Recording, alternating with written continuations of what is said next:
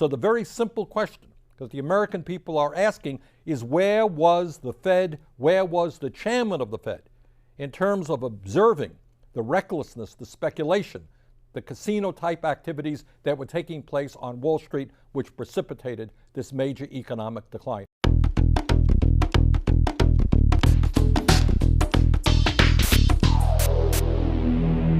I absolutely will not vote for Mr. Bernanke. He is part of the problem. If he is the smartest guy in the world, why did he do anything to prevent us from sinking into this disaster that Wall Street caused and which he was a part of? No, I will not vote for Bernanke to stay on as chairman.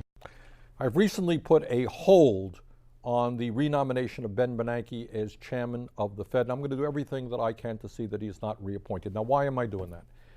I'm doing that because this country today is in the midst of the worst economic crisis we have been in since the Great Depression. 17% of our people are unemployed or underemployed. 1 out of 4 kids in this country is on food stamps. Millions of people have lost their homes. The gap between very rich and everybody else is going wider. Now, while the trend of a collapsing middle class has taken place for many, many years, obviously, this recession was precipitated by the greed, recklessness, and illegal behavior on Wall Street a little over a year ago. Now, one of the key responsibilities of the Fed is to maintain the safety and soundness of our financial institutions. That's what their job is. That's why they have almost 3,000 bank supervisors. So the very simple question that the American people are asking is, where was the Fed, where was the chairman of the Fed in terms of observing the recklessness, the speculation, the casino-type activities that were taking place on Wall Street, which precipitated this major economic decline? And the answer is, the Fed was asleep at the wheel. Bernanke did not do the job that he was supposed to have done.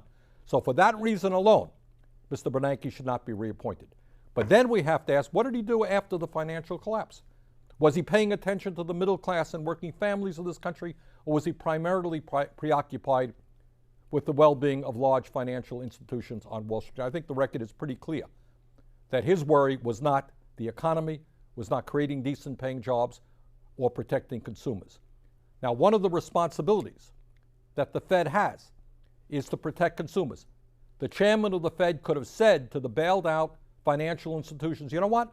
You're not going to charge working Americans 25 or 30% interest rates on their credit card. We're going to put a cap on what you can charge, perhaps at 15%, which is what credit unions get. He could have done that. The chairman of Fed could have said to bailed out financial institutions, you know what? You're not going to be paying out huge compensation packages to the CEOs, but what you are going to be doing is providing low interest loans to small and medium-sized businesses who today are starving for that credit so they can go out and create the jobs that our economy desperately needs. Now, since the bailout, which was brought about, as you know, because institutions were, quote unquote, too big to fail. Well, you know what happened to these big institutions? They became bigger. 3 out of the 4 largest banks in this country are bigger now than they were before the bailout. Well, that's pretty crazy to me. That means there's more systemic risk to our economy if these guys go under.